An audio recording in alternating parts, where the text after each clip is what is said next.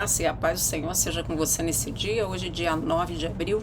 Vamos ler lá no primeiro livro de Coríntios, capítulo 12, versículo 26. E se um membro sofre, todas as partes compartilham o sofrimento. Se um membro é homenageado, todos os membros compartilham o prazer disso. No corpo humano saudável, os vários membros cooperam entre si e até compensam uns aos outros quando ocorre uma crise. No instante em que qualquer parte do corpo disser a qualquer outra parte, não preciso de você, esse corpo ele enfraquece, tem problemas para todo lado, que pode mesmo até levar à morte. Quando nós somos independentes e achamos que não precisamos de ninguém, nós trazemos um problema sério para nós. E não só para nós, como também para os outros, porque esse nosso comportamento pode levar a doenças e pode levar até à morte também. Ao nos isolarmos, nós nos tornamos presas fáceis para o inimigo e para os nossos achismos e nossas vontades, e colocamos aqueles que contam conosco muitas vezes em perigo. A diversidade no corpo da igreja é evidência da sabedoria de Deus. Cada membro precisa do outro membro para sobreviver. E nenhum membro pode se dar ao luxo de se tornar independente. Deus nos chama para relacionamentos que giram em torno dele. É por isso que quando nós nos concentramos em servir ao Senhor juntos, todos ficamos encorajados.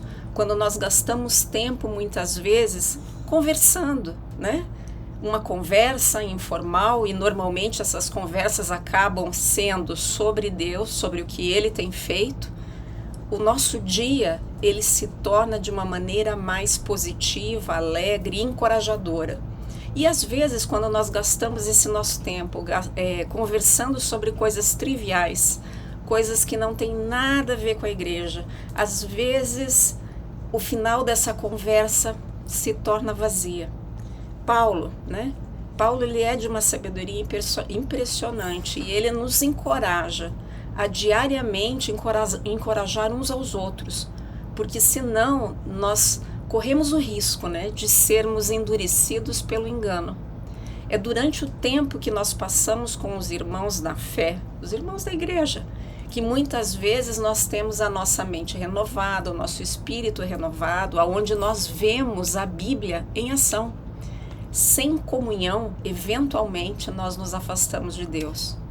Todos nós, intencionalmente ou não, crescemos ou nos afastamos lentamente de interesses, hábitos e até mesmo de pessoas ao longo do tempo. As pessoas mudam, seus interesses mudam, elas entram e saem de vários gostos, desgostos e passatempos.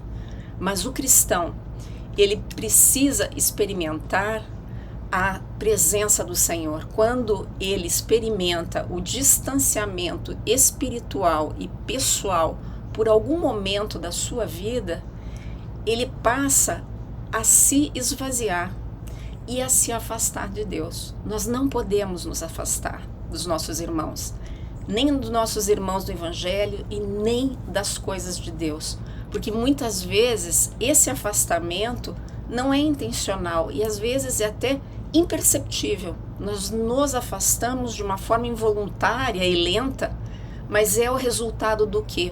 Da nossa apatia espiritual, da nossa própria negligência.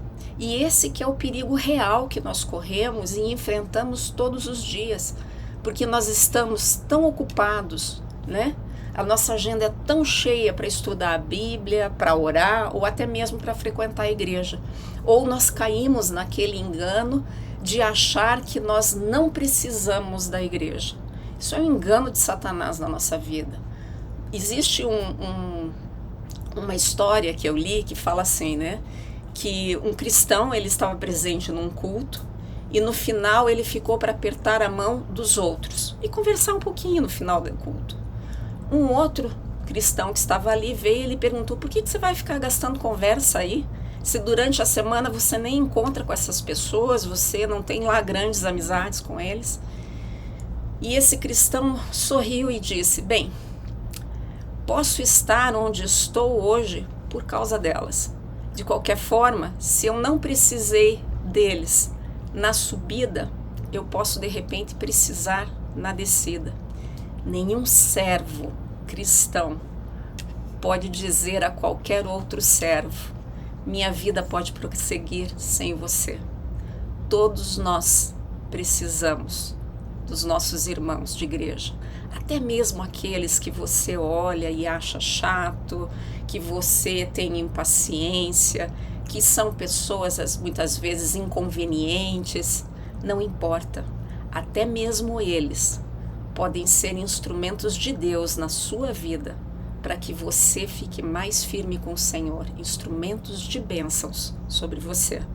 Então eu queria te convidar à reflexão e te convidar para a oração de hoje. Vamos orar? Diga assim: Senhor, obrigado pelo privilégio de estar unido a Ti pela fé e por fazer parte do Teu corpo, a igreja.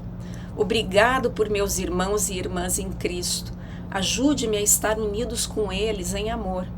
Me ensine a Te amar com todo o meu coração, minha alma, minha mente e minha força, e a colocar as necessidades dos meus irmãos e irmãs em Cristo antes das minhas.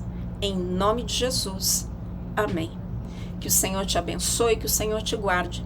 Eu te aguardo aqui amanhã. Até lá.